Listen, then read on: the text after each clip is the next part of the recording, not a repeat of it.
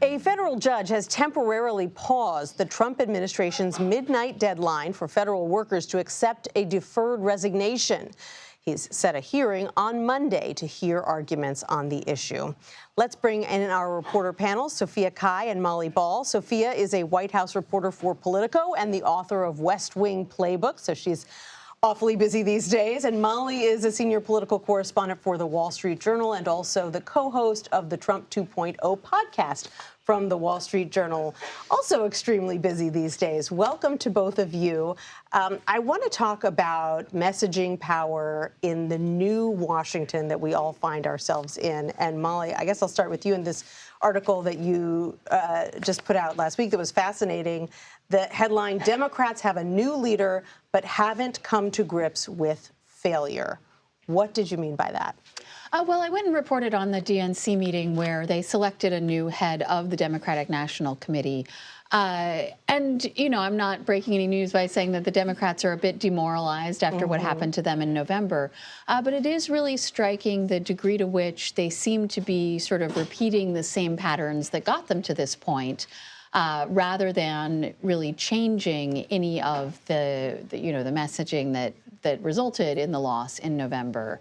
You know, a lot of Democratic activists, rank and file Democrats out there in America are deeply frustrated with the Democratic Party.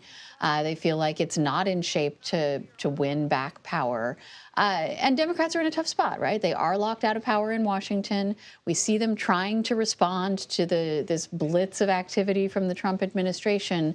And there isn't that much more they can do. But I think there is still a deep frustration out there among their base that there isn't more that they are doing to try to fight back. Sophia, is there a sense that because there isn't much they can do, as Molly points out, that they need to have at the very least a grade A messaging operation to respond to this blizzard of executive orders coming out of the White House? And are they getting any better at it as the weeks have gone on?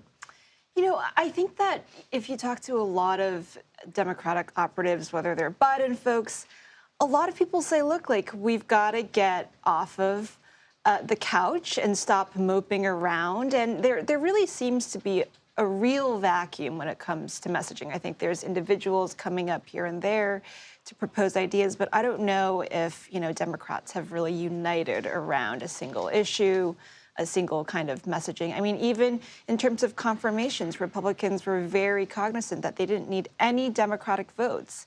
And that is just the reality. Who's the leader here that is setting the tone for Democrats? Is it the new chair of the DNC? Is it Chuck Schumer? Is it Hakeem Jeffries? Who is it? I think that's part of the problem, is you can't really look to any one person right now and say that person is speaking for, you know, all of the Democrats. You know, you have California Governor Gavin Newsom was here in Washington this week. He's someone that a lot of people are hoping can help lead the fight. Other potential presidential candidates, governors in different states, the leaders in Congress, Hakeem Jeffries, Chuck Schumer, are not regarded as particularly effective in this vein. You know, and part of it is just that everything's happening so fast. They'll schedule a press conference to respond to something that Trump and Elon Musk are doing, and by the time they get up there to talk about it, it's over and we've moved on to something else, or a judge has blocked it and something else, some new outrage has come up. So it's been hard for them to keep up, and of course that is part of the strategy. And there are some Democrats who hope that, you know, some of what Trump is doing is just going to end up burning so much political capital that it blows back on him, and there's a natural public backlash. And we do see Trump's approval rating starting to decline from the point it was at the inauguration. But for so many rank and file Democrats, that kind of passivity just is not enough in the face of what they see happening. And it frustrates and demoralizes their supporters. Sophia, you wrote this week about Charlie Kirk, who, you know, has 25 million followers online, had this rise from being a body man for President Trump to now being someone who's almost ubiquitous. And you talk about the fact that he has gained a tremendous amount of power in a very short period of time. In fact, you said he's third in line after Donald Trump and Elon Musk, at least when it comes to messaging for this new administration. Yeah, I think that's right. I think for a long time we saw Turning Point and Charlie Kirk as like all the way over here. And now, if you really look at it, he's extremely close to J.D. Vance. J.D. Vance first guest on Air Force Two. He was at the White House in the first week. He was an unofficial back channel for the TikTok and Trump team negotiations when that was going on, before and after the inauguration.